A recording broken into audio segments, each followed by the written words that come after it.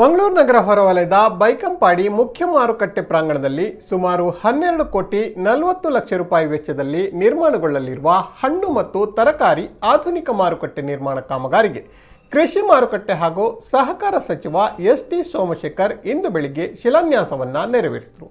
ಬಳಿಕ ಮಾತನಾಡಿದ ಅವರು, ಕೃಷಿ ಮತ್ತು ಸಹಕಾರ ಎರಡು ಇಲಾಖೆ ಒಂದೇ ಇಲಾಖೆಗೊಳಪಟ್ಟಿದ್ದು, ಈ ಹಿಂದೆ ನಾವು ಅನೇಕ ಬಾರಿ ಸಹಕಾರ ಕ್ಷೇತ್ರಕ್ಕೆ ಆದ್ಯತೆ ನೀಡಬೇಕೆಂದು ಕೋರಿದ್ದರು. ಕೇಂದ್ರ ಸರ್ಕಾರ ಆದ್ಯತೆ ನೀಡ್ತಾ ಇರಲಿಲ್ಲ. ಮೊದಲ ಬಾರಿಗೆ ಪ್ರಧಾನಿ ನರೇಂದ್ರ ಮೋದಿ ಕೃಷಿ ಕ್ಷೇತ್ರಕ್ಕೆ ಸಹಕಾರ ಸಚಿವಾಲಯವನ್ನೇ ಮಾಡುವ ಮೂಲಕ ಸಹಕಾರ ಕ್ರಾಂತಿ ಮಾಡಲು ಐತಿಹಾಸಿಕ ನಿರ್ಧಾರವನ್ನು ತೆಗೆದುಕೊಂಡಿದ್ದಾರೆ ಎಂದರು. ದಕ್ಷಿಣ ಕನ್ನಡ ಜಿಲ್ಲಾ ಉಸ್ತುವಾರಿ ಸಚಿವ ಕೋಟಾ ಶ್ರೀನಿವಾಸ್ ಪೂಜಾರಿ ಅವರು ಮಾತನಾಡಿ, ಮಂಗಳೂರು ಎಪಿಎಂಸಿ ಮಾರುಕಟ್ಟೆಯನ್ನ ಮಾದರಿ ಎಪಿಎಂಸಿಯನ್ನಾಗಿ ನಿರ್ಮಾಣ ಮಾಡಬೇಕೆಂದು ಹೇಳಿದರು. ಶಾಸಕರಾದ ಭರತ್ ಶೆಟ್ಟಿ ಅಧ್ಯಕ್ಷತೆಯನ್ನ ವಹಿಸಿದರು.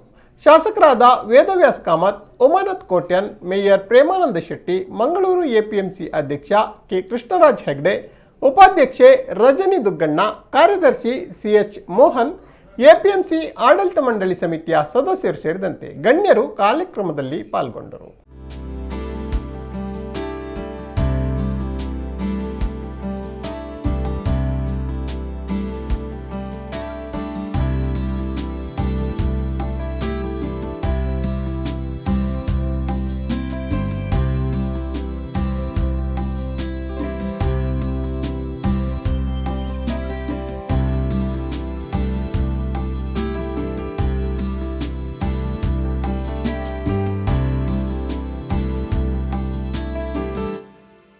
ಎಲ್ಲಿ ತನಕ ಅಂತ ಹೇಳಿದ್ರೆ ಇದರ ಟೆಂಡರ್ ಕರೆದು ಕಾಂಟ್ರಾಕ್ಟ್ ಫಿಕ್ಸ್ ಆಗೋ ತನಕ ಕೂಡ ನಮ್ಗೆ ಗೊತ್ತಿರಲಿಲ್ಲ.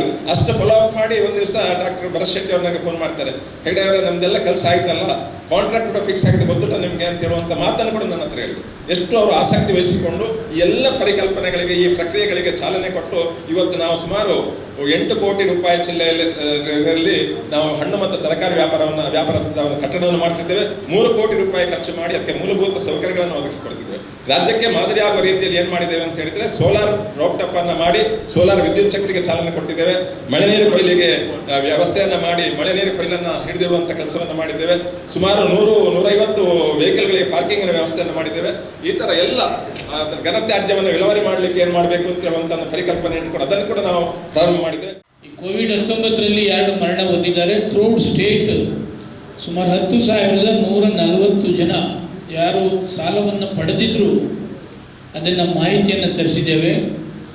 ಅವರೆಲ್ಲರಿಗೂ ಕೂಡ ಸಾಲ ಮನ್ನಾ ಮಾಡಬೇಕಾದ್ರೆ ಸುಮಾರು 81 ಕೋಟಿ ಬೇಕಾಗ್ತದೆ.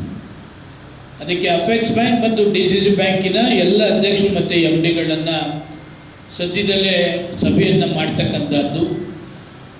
ಅಫೆಕ್ಸ್ ಬ್ಯಾಂಕ್ ಮತ್ತು ಡಿಸಿಸಿ ಬ್ಯಾಂಕ್ಗಳು ಎಷ್ಟು ಲಾಭಾಂಶದಲ್ಲಿದೆ ಅಷ್ಟನ್ನು ಉಪಯೋಗಪಡಿಸ್ಕೊಂಡು ಸುಮಾರು 10,000 ಜನ ಈ ಕೋವಿಡ್-19ರಲ್ಲಿ ಸಾಲ ಪಡೆದಿರ್ತಕ್ಕಂಥ ಅಫೆಕ್ಸ್ ಬ್ಯಾಂಕ್ ಮತ್ತು ಡಿಸಿಸಿ ಬ್ಯಾಂಕ್ ಮತ್ತು ಫ್ಯಾಕ್ಸ್ಗಳಲ್ಲಿ ಅವರ ಸಾಲವನ್ನು ಮನ್ನಾ ಮಾಡಬೇಕು ಅಂತಕ್ಕಂಥದ್ದನ್ನು ಮುಖ್ಯಮಂತ್ರಿಗಳಿಗೆ ಈಗ ಆಲ್ರೆಡಿ ಮಾಹಿತಿ ಕೊಟ್ಟಿದ್ದೇವೆ. ಸದ್ಯದಲ್ಲೇ ಆ ಸಭೆಯನ್ನು ಮಾಡಿ ಅಷ್ಟು ಅಮೌಂಟನ್ನು ಸಾಲ ಮನ್ನಾ ಮಾಡಿದ್ರೆ ಅವರಿಗೆ ಅನುಕೂಲ ಆಗ್ತದೆ.